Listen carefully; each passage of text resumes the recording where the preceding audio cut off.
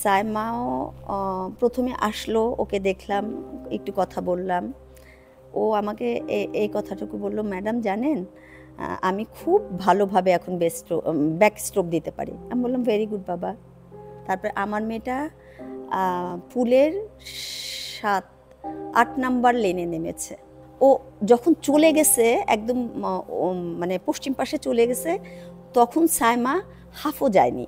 আমার হলের মেয়েটা যখন ভালো করছে তখন কিন্তু আমার পুরো ফোকাসটা আমার বাচ্চার দিকে, আমি আমার মেয়েটাকেই দেখছি।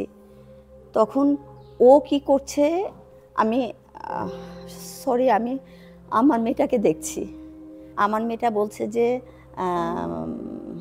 ম্যাডাম আমার সাথে একটা আপু সাঁতরাচ্ছিল না, উনি কই? তারপরে হচ্ছে আমি বলেছি যে নিশ্চয়ই ও ওয়াশরুমে গেছে।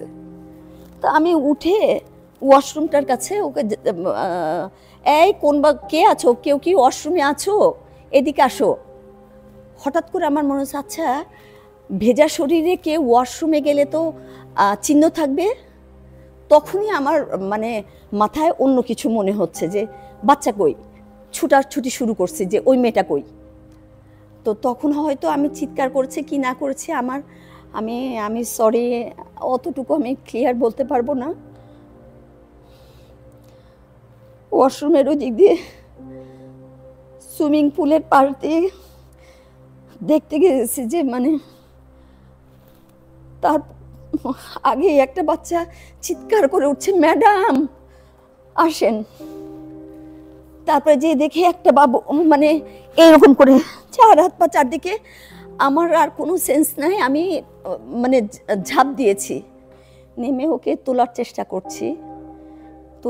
করছি কিন্তু আমি হাতটা দিয়ে ওকে উপরে উঠাতে পারছি না।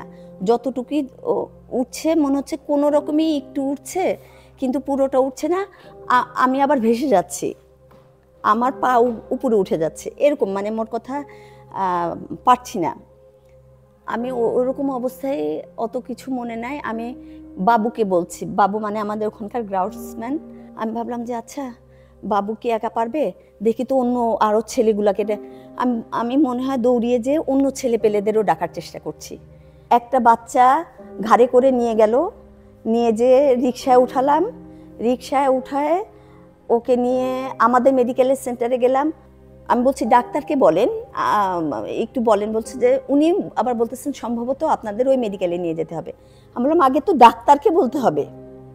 তারপর ওই ডাক্তার আসলেন, উনি অত ভালো করে দেখলেন কি না আমি সরি, আমি অত মানে মেমোরাইজ করতে পারছি না। কিন্তু মা উনি যখন বললেন যে নিয়ে চলে যাও, তখন ওকে তুলে নিয়ে যাচ্ছি। পুরাটা সময় আমি ওকে অ্যাম্বুলেন্সের মধ্যে ওকে এইভাবে করে করে চেপেছি। আর বললাম না, যখন একবার ওর পেটে এরকম করছে তখন মনে হচ্ছে কি পেটের মধ্যে গুড় বা কেমন একটা শব্দ হচ্ছে। তখন আমি বলছি আল্লাহর শুকরিয়া মালিক, আপনাকে আমি সাদগা দিব, আপনি বাচ্চাটার।